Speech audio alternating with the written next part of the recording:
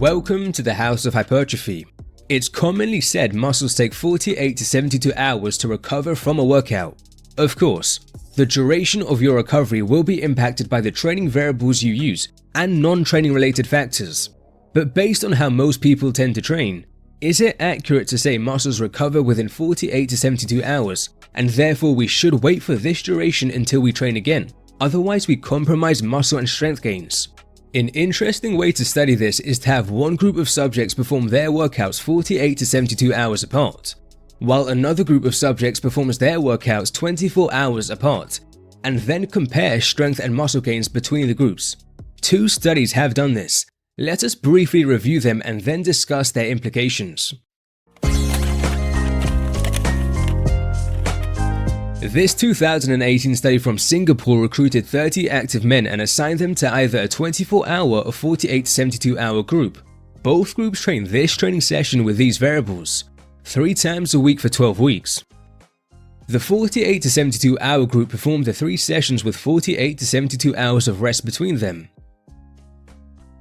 The 24-hour group performed the 3 sessions with 24 hours of rest between them. Nutritional patterns were similar between both groups. Ultimately, 10 rep max strength on a range of exercises increased similarly between both groups. Lean mass also increased comparably between both groups. So these results fail to show it's essential to wait 48 to 72 hours until you train a muscle again for strength and muscle adaptations. The second study is from 2016 out of Portugal. 21 trained men were recruited and assigned to either a 24-hour or 48 to 72-hour group. Both groups trained this 3-day per week program for 7 weeks. The 48-hour to 72-hour group performed the 3 sessions with 48 to 72 hours of rest between them. The 24-hour group performed the 3 sessions with 24 hours of rest between them. Fascinatingly, neither group experienced measurable fat-free mass increases. I think this is probably due to the impreciseness of fat-free mass as a hypertrophy measure. If more precise measures of hypertrophy were taken, hypertrophy might have been found.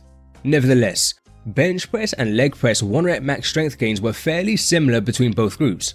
Interestingly, the effects slightly favor the 24-hour group, but the differences were not statistically different, and it could just be the 24-hour group had subjects with slightly better average genetics causing this slight average difference. So both these studies fail to show it's essential to wait 48 to 72 hours until you train a muscle again. Performing 3 training sessions a week with 24 hours of rest produced comparable adaptations. The research on training frequency further supports the idea you don't always need to wait 48 hours or more to train a muscle again. Quite a few studies suggest training a muscle 5 or more days per week can be perfectly fine for building muscle and strength. For example, this 2019 study by Zeroni recruited trained men. All subjects trained the same exercises and for the same number of total sets per week. But a bro split group trained each muscle only once or twice per week, while a full body group trained each muscle 5 times per week. After 10 weeks, back squats, bench press, and row strength gains were non-statistically different between both groups, but the percentages for the squat tend to favor the full body group. Fascinatingly, triceps, elbow flexor, and vastus lateralis hypertrophy tended to be superior for the full body group. For a full breakdown of the scientific research on training frequency, feel free to check out our video on it. Before moving on, I'd like to tell you about our sponsor, Alpha Progression. Consistent training is crucial for long-term gains, and Alpha Progression is a really well-designed app that can help. The app enables you to visually track your lifting long-term progression, which is great for motivation. You can input your own program or even explore their incredibly flexible custom workout generator. Specify your training experience, what equipment you have, your training goals, whether you want to focus or neglect certain muscles, and how often you want to train and for how long. The app also contains a database of over 550 exercises with great text and video tutorials on each. By using the link in the comments and description, you'll have 2 weeks free of all its features plus 20% off a subscription. If you do purchase the app, the House of Hypertrophy will get 50%, so this truly helps support these free videos. Thank you so much. It's logical to think that every single time we train, we want muscles to be fully recovered from previous sessions. But I'm wondering if training muscles under some degree of fatigue occasionally might be perfectly fine. Doing so isn't enough to kill the stimulus and recovery isn't exacerbated. In fact, we have data showing that if you train a muscle when it's not fully recovered, recovery isn't necessarily exacerbated. More on this in a second. In both the previously detailed studies, the 24-hour group, since they were training muscles on 3 consecutive days, were more than likely training under some degree of fatigue, particularly in those initial training weeks. I purposefully use the word some degree of fatigue in everything just mentioned. Training under extreme fatigue, where the muscle can hardly contract and where you can barely move, is probably not going to be worthwhile. There is another factor that is very important. I just said those initial training sessions for the 24-hour group were probably performed under some degree of fatigue. In the later training sessions, I actually believe it's likely the 24-hour group was fully recovering between their training sessions, i.e., they were recovering within 24 hours. This is because your muscles have a superpower, the repeated bout effect. Your body produces a range of adaptations that essentially quicken your recovery durations. These adaptations are collectively named the repeated bout effect. In my eyes, the repeated bout effect is very underrated and underappreciated. Our next video will dissect the science showing the power of the repeated bout effect and what this means for your training. Before moving on to the summary, keep in mind that all the data presented in this video are averages. For some individuals, it could be possible that this information fails to apply.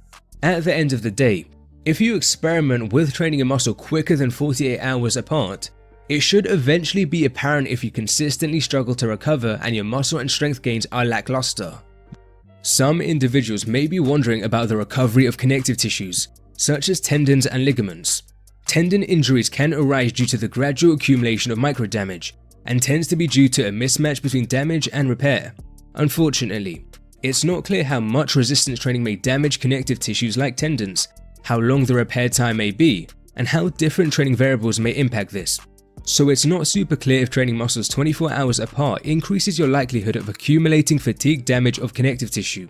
Even so, remember if you're performing something like high-frequency training, although recovery time between sessions is less, most perform lower set numbers per session, meaning less connective tissue strain per session.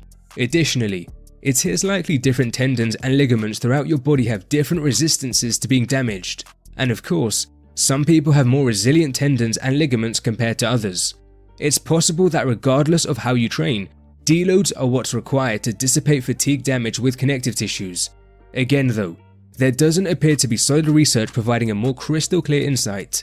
In any case, I do plan to dive into this literature further and have future content around connective tissue and resistance training. We have data showing that compared to waiting 48 to 72 hours to train a muscle again, waiting 24 hours doesn't kill muscle or strength adaptations. High-frequency training has also been documented to be perfectly fine for muscle hypertrophy and strength. Of course, it's perfectly fine for you to train a muscle 48 to 72 hours or even longer apart. Again, remember the duration of your recovery will certainly be impacted by the training variables you use and non-training related factors. Nevertheless, the aim of this video was to show the scientific literature indicates it's certainly possible for you to construct a successful training program where you train muscles 24 hours apart. So under the right conditions, why are we able to train a muscle 24 hours apart? Your body can produce adaptations that speed up your recovery. Our next video will detail the very interesting science of this. Also, training under some degree of fatigue, occasionally, may be perfectly fine. The training stimulus is not completely killed, and we have data showing that if you train a muscle when it's not fully recovered, recovery isn't exacerbated. I've actually started a Patreon page where I have an extra short video that details this incredibly interesting research. Plus we cover an interesting study that shows us what could happen to muscle and strength gains if you're consistently training a muscle under extreme levels of fatigue. So if you'd like to check out that extra content and help support the House of Hypertrophy, I would be thankful if you consider checking the Patreon page out. Thank you. Until next time.